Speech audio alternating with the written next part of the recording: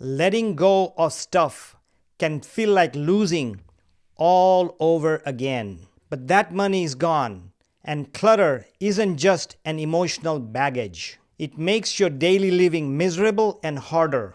Let me explain by introducing you to an accounting principle known as the sunk cost fallacy, which is very relatable to the clutter and stuff we hung on to that is no longer helping us. Here is the definition of sunk cost fallacy: the phenomenon whereby a person is reluctant to abandon a strategy or course of action because they have invested heavily in it, even when it is clear that abandonment would be more beneficial. The accounting principle is just this: just because I spent a lot of money in something in the past doesn't mean that I have to keep using it in the future if it's no longer working or no longer efficient.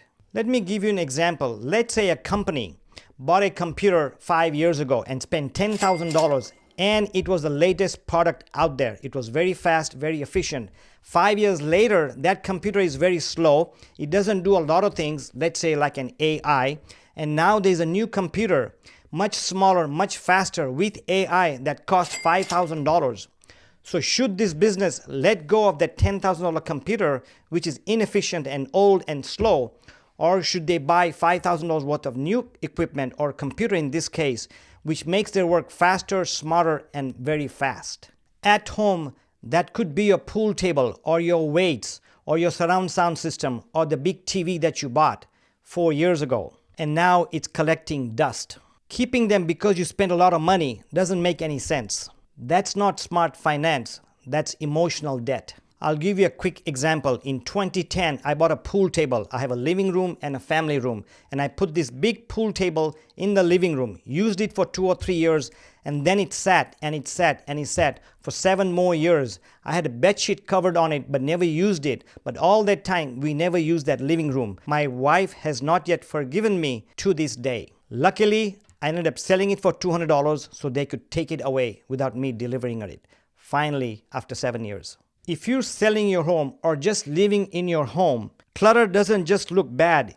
It hurts your bottom line and your comfort, and it makes you feel congested if you have a lot of stuff in your house, in your room, in your kitchen, in your garage. If you are considering selling, or when you consider selling, one of the first things we tell the sellers is to declutter. Buyers want to picture themselves in your space. If they see piles of gear, racks of tools, boxes of unused stuff, that's a mental red flag for the buyers. In my experience as a realtor, the homes that sell the fastest and the homes that feel very comfortable are the homes that are organized, has less clutter. All homes have clutter, but the less the clutter, the better it is. And to make your house look clutter-free, organized, clean, and less congested, that starts with letting go of things you no longer need, even if you paid a lot of money for it. At some point, you have to let it go. Yes, you might have spent a lot of money, or somebody might have given you a gift, but you can't go back and unspend the money.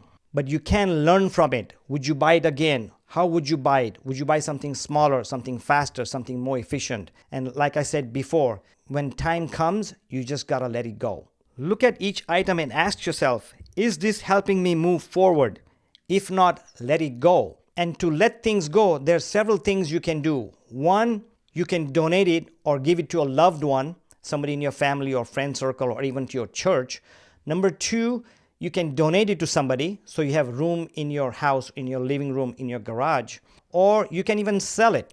As I mentioned earlier, I had that pool table sitting in my living room for 7 years, and I sold it for $200, very cheap, so that they can take away. I don't have to spend money delivering, taking it to some other place. So sell it, donate it, or recycle it, or worst case, trash it. Whether you're trying to sell your house, whether you're trying to downsize, whether you're trying to live as a minimalist, whatever the reason, this is a chance to reset, declutter, reorganize, reset, and relax. As a realtor, I go to a lot of homes. I talk to a lot of homeowners. Also, I go to a lot of friends' house. I know a lot of people, and I've helped people, friends, declutter their home by giving them simple ideas. And I've actually helped a lot of sellers declutter almost 60% of their stuff in the house. By doing that, By decluttering and organizing things and of course staging, the house sells faster and with more price, and it's a lot easier not only for the realtors to sell a house, it's not only easier for the buyers to picture the home, how they're going to live in the house, but it's also, if you're a seller, much easier for you to sell and faster. And of course, as I mentioned earlier, you make more money by decluttering and staging. Owning less isn't about just giving up. It's about making room for what matters most now, not in the past. Less clutter equals more time, more focus, and more energy. Please stop feeling bad about the stuff that didn't pan out. That's just tuition for smarter choices moving forward. You've worked very hard to build your life and your home. Now let's move forward and make sure the space reflects it. If you're thinking about selling, if you're thinking about downsizing, if you're thinking about minimizing, the time is now. To make it easy for you, I have made a checklist. The link is below in the description.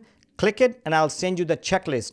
And if you want to see this video, it talks about I cannot afford to keep my house and I cannot afford to sell it. Please watch this video. Thanks for watching my video, and please subscribe and share if you can. I'm Mike Patel.